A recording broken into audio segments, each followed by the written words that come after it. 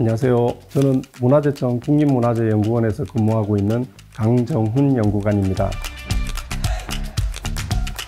우리나라는 돼지를 언제부터 천연기념물 제주 흑돼지에 대한 이야기를 나눠볼 건데, 세대별로 이 내용들을 어떻게 받아들일지 저도 궁금하고요. 한편으로는 또 기대가 되고 잘 설명을 해야 될 것 같은데 최선을 다해서 한번 풀어가 보도록 하겠습니다.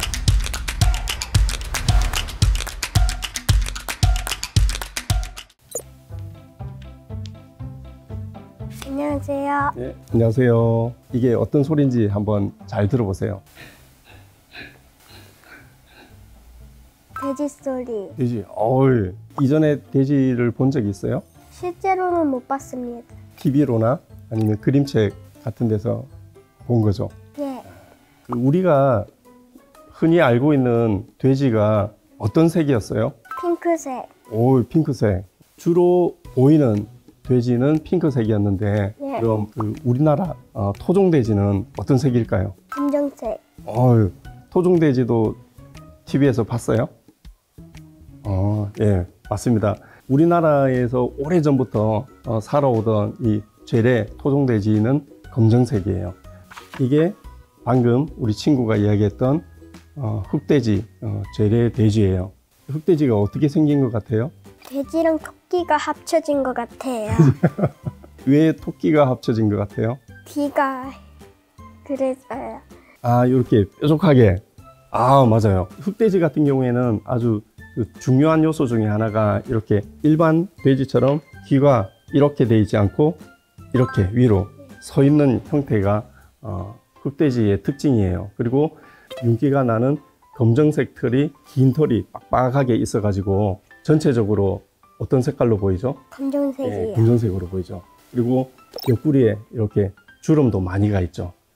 그리고 흑돼지의 가장 다른 특징 중에 하나가 사람을 잘 알아본다는 거예요. 그래서 돼지를 키우는 주인이 나타나면 강아지처럼 뛰어나와 가지고 주인을 맞이하는 그런 특징이 있어요. 그래서 아주 둔한 핑크색 돼지보다는 매우 몸놀림이 빠르죠. 그리고 크기도 작고 그런 특징을 가졌습니다. 고양이도 합쳐놓은 것 같은데. 검정색 고양이? 예, 맞아요. 자, 오늘 우리 친구랑 흑돼지에 대해서 이야기를 해봤는데 어땠어요? 재밌었어요. 재밌었어요. 네.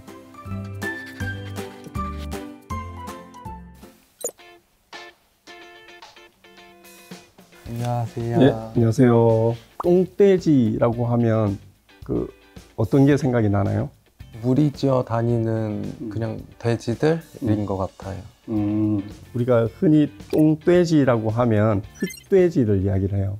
흑돼지 같은 경우에는 주로 이제 제주에서 유명한데, 제주 같은 경우에는 토양이 주로 현무암지대이기 때문에 물을 계속 담고 있을 수가 없어서 논농사가 어렵겠죠. 그래서 주로 밭농사가 이루어지고요. 그러면 밭농사를 하기 위해서는 필요한 게 퇴비 같은 이제 거름이 많이 필요한데, 거름을 제주에서는 어떻게 수급을 했을까요? 개나 비행기를 실어가지고 제주도에서 사용했을 것 같아요. 그렇죠. 그런 방법도 있겠는데, 제주도에서 자체적으로 퇴비를 만들기 위해서는 흑돼지를 키우는 방법이죠. 그래서 흑돼지에게 사람의 인분을 줘서 먹이고, 그러면 그 인분을 먹고 나면 흑돼지들이 또 배설을 하겠죠. 그러면 그 배설된 배설물들을 모아서 퇴비로 만들고, 그래서 그 퇴비를 이용을 해서 밭농사를 하는 거죠. 그래서 이 흑돼지가 똥돼지로 불리는 거죠. 뿐만 아니라 이제 키운 돼지를 잡아서 또 돼지고기로 사람들이 또 이용을 했죠. 그래서 다양하게 활용을 하고 있습니다. 똥돼지가 사는 곳을 예전에는 뭐라고 불렀을까요? 방앗간? 똥돼지가 사는 곳은 도통시라고 불렀어요. 도통시라고 하면 제주 방언으로 돼지를 이야기하는 도세기와 화장실을 의미하는 통시가 합쳐진 말이에요. 도통시 자체가 어떤 생태 순환의 하나의 역할을 했다라고 볼 수가 있죠. 그럼 돼지에게 사람의 배설물을 밥으로 줘도 괜찮을까요? 사람의 가지고 있는 영양분을 돼지가 먹는다는 느낌이 들어요. 대부분 아마 일단은 인분을 먹는 돼지 이러면 그냥 좀 비위생적이다, 더럽다 이런 생각을 아마 가질 거예요. 근데 우리 친구는 잘 생각을 하신 게 예전에 흑돼지를 키우던 당시에는 대부분이 채식 위주로 했기 때문에 그 안에 이제 어떤 식이섬유라든가 유산균들이 많이 포함이 되어 있어요. 그거를 돼지가 먹고 어떤 영양소라든가 유산균을 몸에 받아들이면 면역력이 훨씬 더 증가가 되겠죠. 그리고 돼지가 가지고 있지 않은 영양분을 흡수를 할 수가 있겠죠. 오늘 그 똥돼지와 도통시에 대해서 알아봤는데 어떻게 재밌게 들으셨나요? 모르는 지식들을 알게 되어서 좋았고 약간 박사님이랑 같이 대화하면서 이야기를 풀어나갈 수 있어서 좋은 경험이었던 것 같습니다.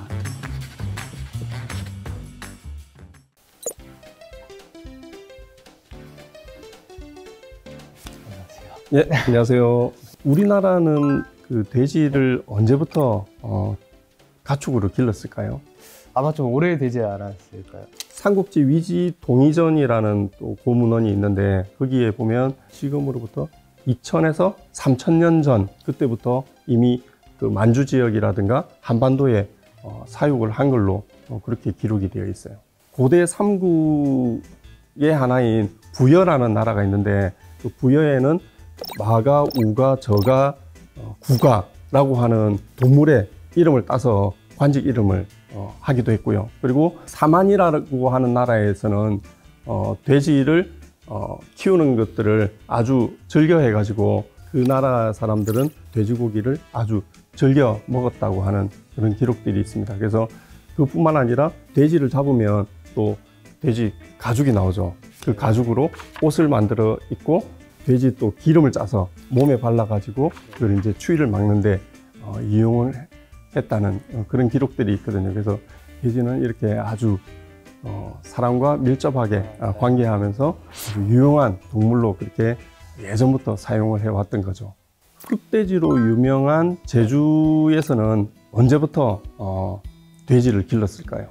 아까 말씀하신 것처럼 좀 옛날부터 제주 재래돼지라고 불리는 돼지는 북방에서부터 고구려 시대에 유입이 됐다고 추정이 되고 있습니다.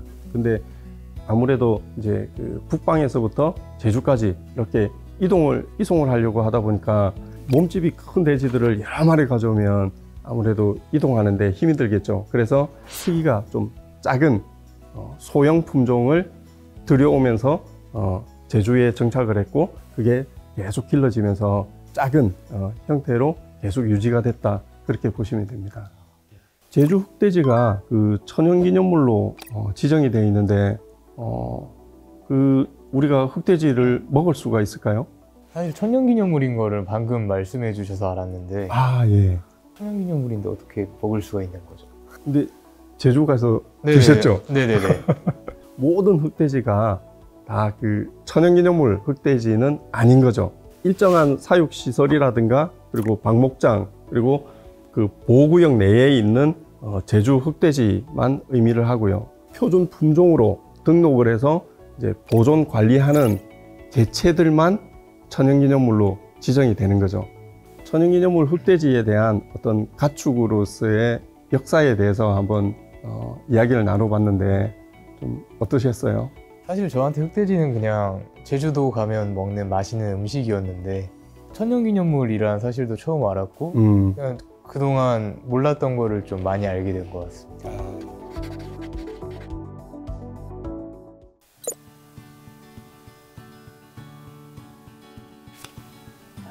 예, 안녕하세요. 네, 안녕하세요.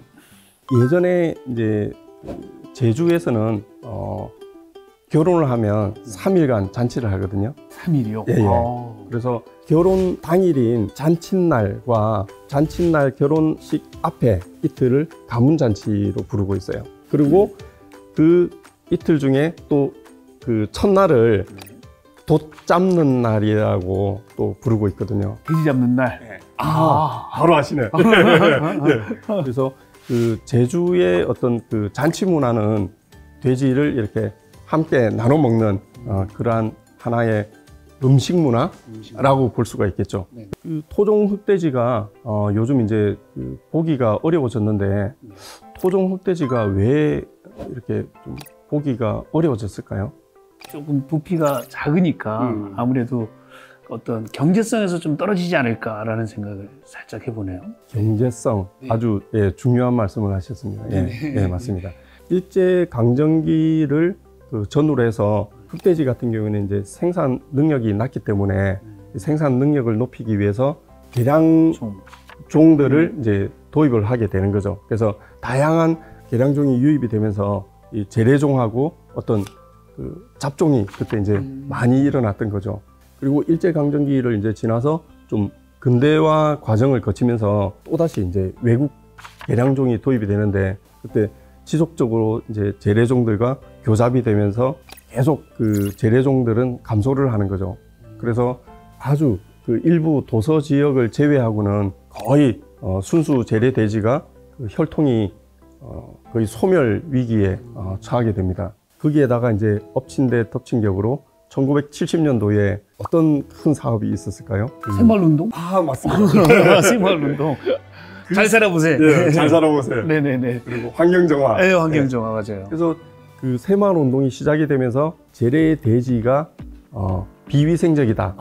인식이 예. 아니니까. 그리고 이제 재래식 화장실 많이 이것들을 없어지는. 다 이제 개량을 맞아요, 하면서 맞아요. 이제 그 재래 돼지의 어떤 존재 가치마저도 이제 상실하는 그러한 역풍을 맞게 되는 거죠. 오늘 그 토종 흑돼지에 대해서 문화성에 대해서 한번 이야기를 해봤는데 좀 어떠셨나요? 우리 외국인들한테도 우리나라에 만약에 뭐 이렇게 여행을 오게 되면 제주 흑돼지가 하나의 어떤 문화유산으로서 뭐 구경할 수 있는 그런 거리가 됐으면 참 좋을 것 같아요.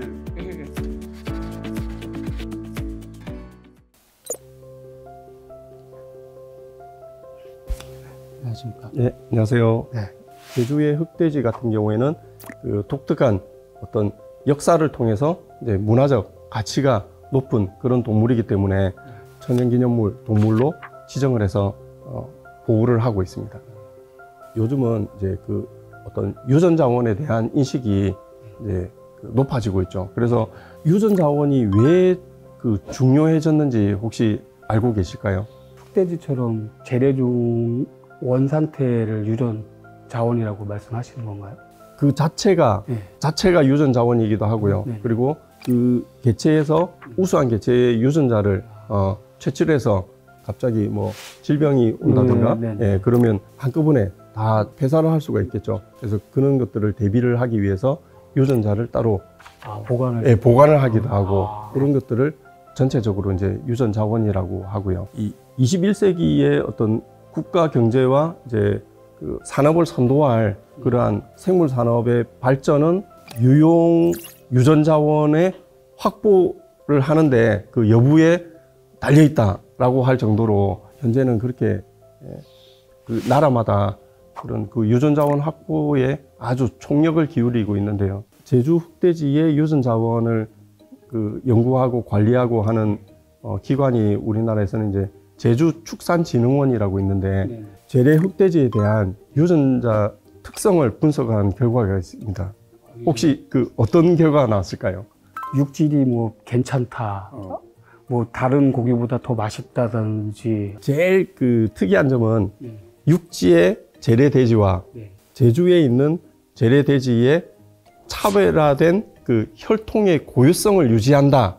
거기에다가 더 특이한 사항은 이 제주 흑돼지 같은 경우에는 제주 그 특유의 어떤 기후라든가 이러한 풍토를 다 그 적응을 한 그러한 개체다라고 이미 이제 연구 결과가 나온 거고 체질도 그 일반 그 육지의 흑돼지보다는 훨씬 더 튼튼하고 면역력이 강하다라고 하는 그런 연구 결과까지도 나온 적이 있습니다. 그래서 그 현재 이제 제주의 흑돼지에 대한 보존이 순수 개통 이제 번식 사업을 통해 가지고 보존 관리뿐만 아니라 지속적으로 농가에다가 공급을 해주고 그렇게 해서 정말 보존은 보존대로 하면서 활용은 활용대로 하는 그래서 아주 보존과 활용이 잘 어우러진 그런 천연기념물이라고 볼 수가 있겠죠. 오늘 이제 천연기념물 흑돼지에 대한 이야기를 나눠봤는데 좀 어떠셨나요? 천연 기념물이라는 자체가 참 너무 놀라웠고요. 네. 그리고 제가 생각할 때는 이제 흑돼지도 있지만 뭐 다른 종들도 계속 이렇게 보존을 또 하시려고 노력하신다고 들으니까 또 너무 괜찮은 것 같고 좋습니다. 세대별로 각각 이제 생각하시는 부분이라든가 생각의 다양성, 사고의 다양성을 느끼게 되었고, 앞으로 이제 이 재래돼지를 잘 보존을 해야 되겠다는 그런 그 어떤 보존 의식이라든가 이런 것들이 생각보다 훨씬 더 많이 가지고 계신 거를 보고 좀 깜짝 놀랐습니다. 천연기념물 제주 흑돼지는 우리가 다음 세대에 물려줘야 할 자연유산이다. 제주 흑돼지 자체가 국가지정 문화재이고 자연유산이기 때문에 당연히 우리가 현재 잘 가꾸어서 미래의 세대에 물려줘야 할 하나의 유산이기 때문에 그런 생각을 하게 됐습니다.